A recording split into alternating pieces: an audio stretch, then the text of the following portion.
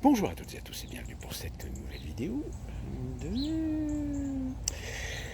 Avant de commencer, on va rester quand même dans le sujet. Je vous ai fait cette vidéo sur Disney.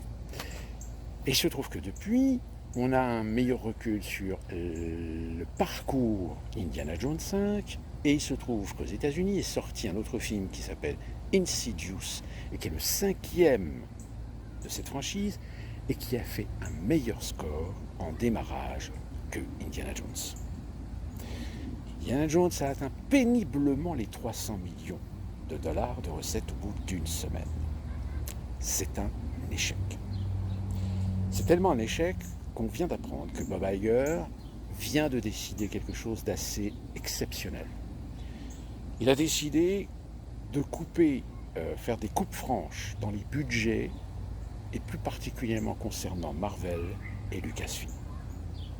Ça veut dire que tous les projets Marvel et Lucasfilm vont forcément être impactés par cette réduction de budget. Bob Iger a admis que malheureusement la multiplication des supports a malheureusement dilué l'audience, et plus particulièrement Disney+. Le fait que Lucasfilm ait plus spécifiquement été orienté à faire des productions en grande majeure partie destinées à Disney+. Et c'est vrai qu'à part la trilogie et Rogue One, qui ont plus ou moins bien marché, les autres spin-offs, que ce soit Han Solo, et je crois que c'est tout d'ailleurs, hein, il n'y a pas d'autres spin-offs qui ont été faits. Han Solo qui a été un désastre. Force est de constater qu'évidemment la notoriété et le succès des produits Disney en salle sont totalement remis en question. Dans ma vidéo, je vous avais parlé des échecs de Ant-Man et aussi de Black Panther concernant Marvel. J'ai oublié quand même de préciser que les Gardiens de la Galaxie 3 avaient réussi quand même à faire un très bon score, mais un très bon score qui a sauvé plus ou moins les meubles. Donc là, Bob Iger, très clairement, là il réagit en tant que chef d'entreprise et il décide de mettre le frein. De mettre le frein, certainement sur un grand nombre de projets. Alors je rappelle, il y a beaucoup de projets qui ont été lancés jusqu'en 2030, je crois, aussi bien en franchise Marvel que franchise Lucasfilm. Pixar, pour l'instant, n'est pas trop dans le collimateur, mais force est de constater qu'en effet, là, Disney est confronté à une grosse crise. D'autant plus, comme je vous l'avais expliqué, le changement de produits commerciaux en France a fait l'effet d'une bombe. Il y a énormément d'ailleurs de youtubeurs qui ont fait des vidéos là-dessus pour dénoncer que c'est un véritable scandale, etc. Donc là, il y a franchement une crise. Donc ça va être une affaire intéressante parce que, comme je vous l'avais dit, expliqué dans ma vidéo, Disney aujourd'hui est un véritable empire. Et qui plus est, encore plus aujourd'hui, où je vais vous expliquer ce qui se passe aujourd'hui à Hollywood. En effet, vous avez peut-être entendu parler de la grève. Ça fait déjà depuis plusieurs semaines qu'il y a des négociations qui sont ouvertes entre les grandes majors d'Hollywood et la guilde des auteurs et scénaristes. En jeu, deux pôles essentiels, c'est la reconnaissance au niveau des rémunérations et des droits sur les scénarios et donc sur les auteurs, et surtout sur la volonté de demander aux opérateurs, producteurs, de faire des engagements pour ne pas faire usage de l'intelligence artificielle. Car oui, le sujet, enfin, commence à arriver sur la table. Ce sujet, c'est évidemment que certains sont commencés à s'amuser à faire faire des scénarios par de l'intelligence artificielle. Sauf que le problème, évidemment, l'intelligence artificielle, elle produit quelque chose, mais c'est pas complètement abouti. Et l'objectif d'Hollywood, c'est de faire naître ou de concevoir un produit de base, c'est-à-dire commencer à construire de la matière brute en matière de scénario, et ensuite faire retravailler les scénarios par des scénaristes. Mais dans ce cas-là, les scénaristes ne seraient plus à l'origine de l'histoire. Et donc, ils n'auraient plus d'ayant droit sur les histoires. Ils n'auraient qu'une rémunération pour peaufiner, améliorer, modifier. Mais ils n'auraient plus aucun droit sur l'histoire. Quand vous êtes scénariste, vous écrivez un scénario. Et le scénario, ensuite, vous le vendez. Vous le vendez à des producteurs. Et suivant votre notoriété, eh bien, vous pouvez négocier non seulement un salaire, vous pouvez négocier les droits, vous pouvez négocier un pourcentage. Quand vous vendez des droits sur un scénario à une production, vous lui vendez les droits, c'est-à-dire qu'elle devient propriétaire. C'est-à-dire que si la production demain fait le film et que le film devient un énorme succès, ben vous pouvez toujours vous asseoir pour essayer de récupérer des royalties. Parce que vous avez vendu le produit. En revanche, c'est pour ça qu'il y a beaucoup de producteurs et scénaristes, auteurs aujourd'hui, qui mettent des clauses pour garder les droits sur l'œuvre originale. C'est-à-dire vous vendez les droits d'adaptation. Qui dit droit d'adaptation, c'est-à-dire qu'après, la production peut faire retravailler le scénario, peut changer des éléments, des histoires, etc. Mais la matière première reste votre propriété. Et que si jamais le film marche très bien dans ce cas-là, les producteurs ne peuvent pas utiliser ce produit en tant que franchise parce que c'est vous qui en avez les droits d'auteur. C'est à peu près la même chose qu'on a connu en France avec un certain nombre de problèmes. La seule différence, c'est que en France, les auteurs sont bien mieux protégés qu'aux États-Unis. Aux États-Unis, on jongle souvent sur le rapport de force pour obliger les auteurs à littéralement céder les droits aux producteurs. Alors il suffit que vous soyez un petit peu de bonne notoriété, etc. Vous pouvez vendre les droits, mais vous les vendez très cher.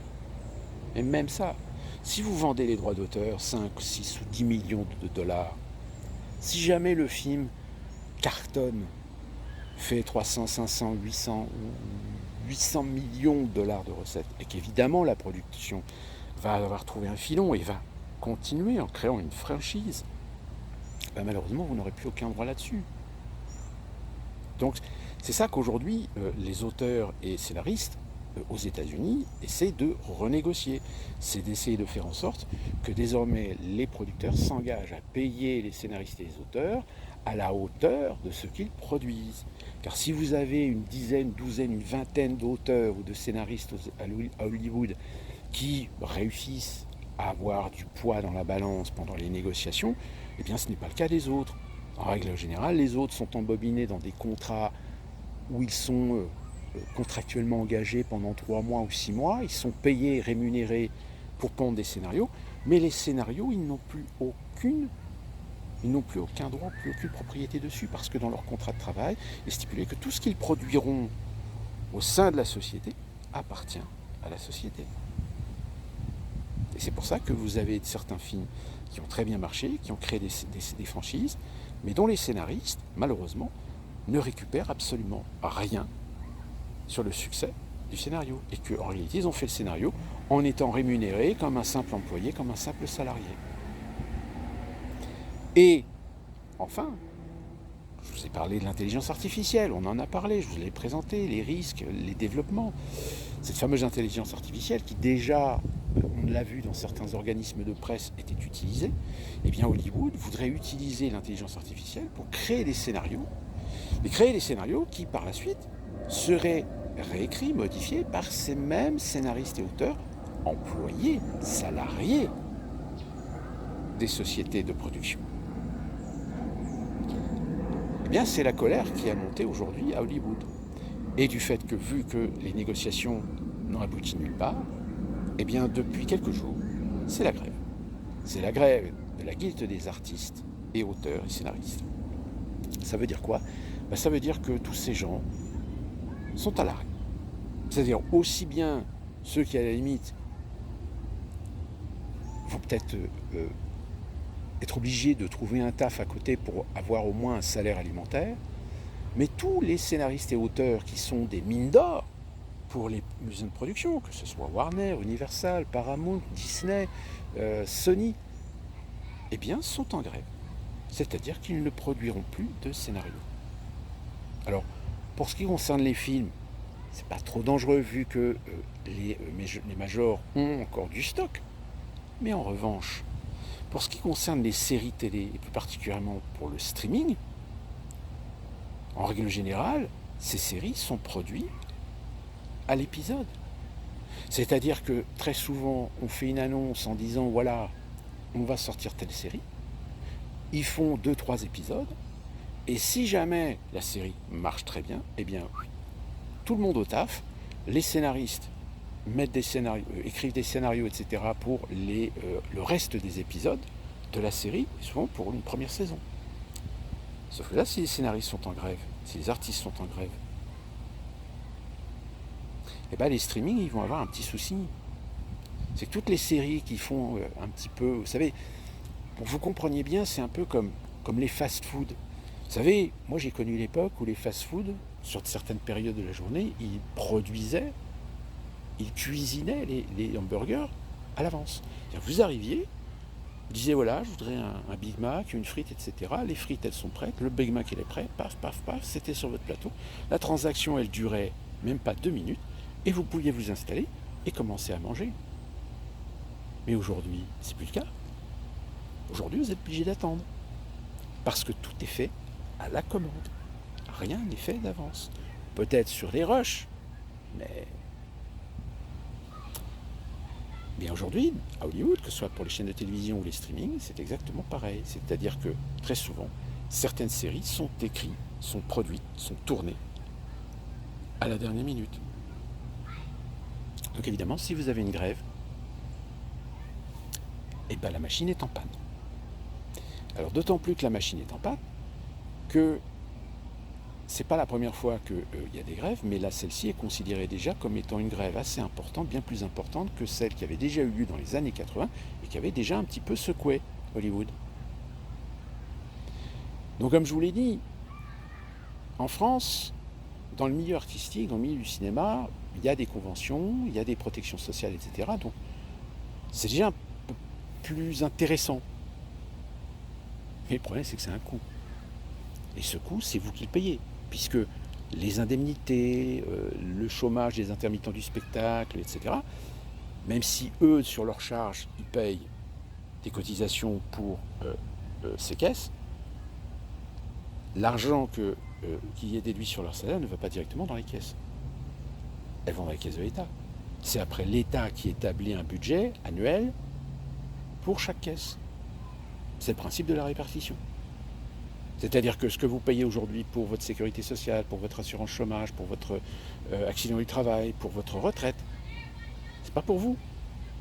C'est pour ceux qui sont déjà, ou ceux qui en ont le bénéfice. Mais vous, dans 10, 20 ou 30 ans, si un jour vous êtes dans le besoin, bah, si vous n'avez pas des gens derrière pour continuer à payer sur leur salaire les mêmes caisses, bah, vous n'aurez droit à rien. Aux États-Unis, c'est différent. Aux États-Unis, vous avez des systèmes privés. Alors, vous avez des caisses d'assurance publique ou d'État, mais en règle générale, c'est ridicule. C'est-à-dire que pour l'équivalent d'un intermittent du spectacle, quand il n'a pas d'activité, il peut bénéficier d'une aide sociale, mais l'aide sociale, en règle générale, allez, c'est 150-200 $ par semaine. Vous comprenez pourquoi c'est une politique qui incite les gens à travailler. C'est-à-dire que vous avez souvent des gens qui travaillent dans des professions assez régulières, c'est-à-dire que ce sont des professions comme les intermittents du spectacle, et bien quand ils ne trouvent pas de contrat ou quand ils n'ont pas d'activité, et bien en règle générale, ils essaient de trouver un autre boulot à côté. C'est la raison pour laquelle on dit souvent qu'aux États-Unis, vous avez beaucoup d'Américains qui ont parfois un ou deux boulots. Comme moi par exemple, le boulot que j'ai actuellement, c'est pas un boulot qui est sympa, mais qui n'est pas très rémunérateur. Donc il va falloir que je me démerde pour trouver un autre boulot. Un autre boulot qui va coller avec le boulot que j'ai déjà. Là-dessus, je peux vous dire qu'en règle générale, les entreprises sont très souples. Donc elles arrivent toujours très souvent à s'adapter à vos besoins de planning. Donc ça, c'est déjà un avantage. Mais le problème, c'est que, comme je vous l'avais expliqué dans ma vidéo sur Disney, toutes les grandes majors aujourd'hui, c'est des entreprises. Des entreprises dont la politique principale, c'est la rentabilité. Donc si tout d'un coup vous avez une baisse d'activité, si tout d'un coup vous n'arrivez pas à produire quelque chose qui est censé pouvoir rattraper un autre produit qui n'a pas fonctionné ou qui n'a pas eu l'audience qu'il fallait, etc., ça va poser problème. Ça pose d'autant plus problème, c'est que s'il y a des augmentations de salaire, s'il y a des conditions générales accentuées pour que les ayants droit aient le bénéfice beaucoup plus accru que ce qu'ils ont actuellement, c'est de l'argent en plus qui va devoir être sorti des caisses des majors, des caisses des maisons de production. Et quelle va être la conséquence? La conséquence, c'est que les maisons de production, pour préserver la fidélité, la confiance de leurs actionnaires et assurer au moins un minimum de dividendes en retour, elles vont forcément faire des coupes. Donc elles vont faire des coupes, comme on fait généralement des coupes budgétaires, c'est dans la masse salariale. On va peut-être se séparer de certaines sociétés qui ne sont pas suffisamment rentables. Et donc par conséquent encore plus de gens qui vont se retrouver au chômage. Qui plus est dans des secteurs d'activité qui sont relativement limités. Plus la concurrence, puisqu'aujourd'hui vous avez certains États qui commencent à réfléchir de pouvoir justement avoir une attractivité cinématographique. Et du coup Hollywood ne serait plus qu'Hollywood, ne serait plus qu'un lieu de touristes.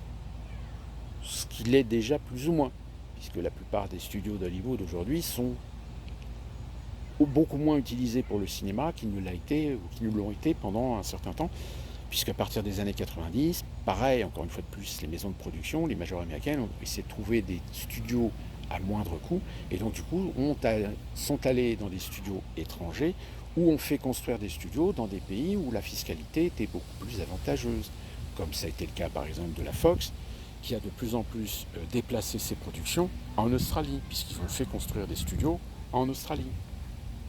Tout comme, par exemple, James Cameron, qui lorsqu'il a fait Titanic, le Titanic, il l'a produit, il l'a réalisé dans des studios, non pas aux États-Unis, mais quelques kilomètres, à dizaines de kilomètres, au sud de la frontière, au Mexique. Le problème, c'est que le Mexique, il y a un petit peu de mafia, etc., c'est un peu compliqué. C'est difficile. D'où la raison pour laquelle beaucoup de productions se font au Canada, par exemple, parce que le Canada est beaucoup moins cher. Raison pour laquelle, par exemple, pour l'anecdote, la série X-Files, qui est censée se passer dans des États de la côte Est, a quasiment été essentiellement tournée qu'à Vancouver, au Canada. Parce que Vancouver, avec ses buildings, son architecture, etc., ressemble, à s'y méprendre, à New York ou à Washington, par exemple. Donc, on va suivre un petit peu cette affaire, d'autant plus que ça arrive mal, parce que ça arrive dans une époque, dans une période où comme je vous l'avais expliqué dans ma vidéo sur Disney, il y a des mentalités qui sont en train de changer, il y a des habitudes de consommation cinématographique qui ont changé. Sauf que malheureusement, comme ça arrive très souvent d'ailleurs dans les grosses entreprises, les décideurs sont parfois malheureusement mis à l'écart des réalités de terrain et se reposent un peu trop sur des experts, sur des spécialistes, sur des analystes qui eux-mêmes jouent plus leur carte cupide, cireur de pompe qu'autre chose.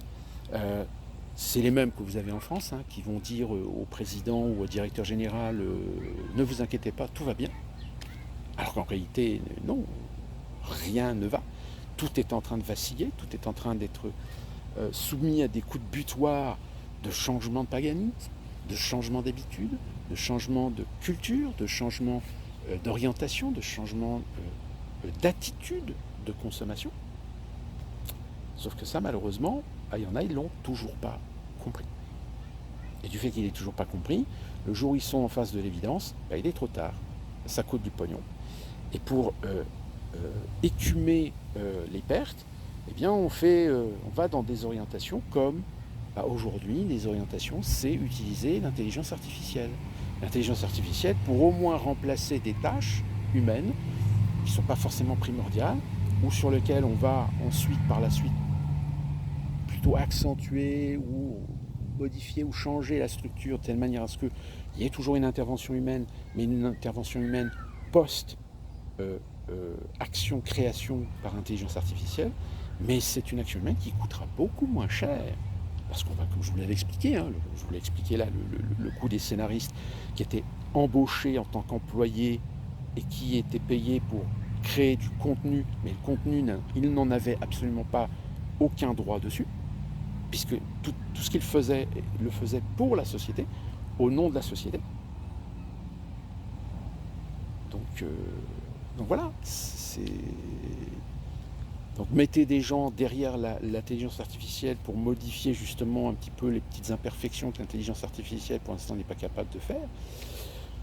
Mais encore une fois de plus, l'intelligence artificielle, de toute façon, on en reparlera, je referai une vidéo là-dessus parce que là, il y a une évolution qui va très très très vite.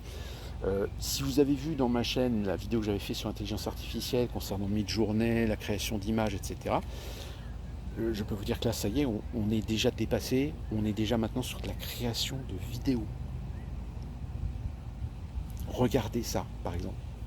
Ça n'a pas été tourné, ça n'a pas été créé par du CGI avec une application, avec un être humain derrière. C'est une intelligence artificielle qui a créé ces images, ces vidéos, à partir toujours du principe du prompt. Et je vous rappelle, hein, ça fait quoi depuis un petit peu plus d'1 an que là, ça a véritablement explosé. Alors, imaginez ça dans 2-3 ans. Dans 2-3 ans, je dirais même, personnellement, je pense que d'ici la fin de l'année, voire peut-être 2024, on apprendra que quelqu'un a réussi à faire un moyen métrage complètement fait par une intelligence artificielle.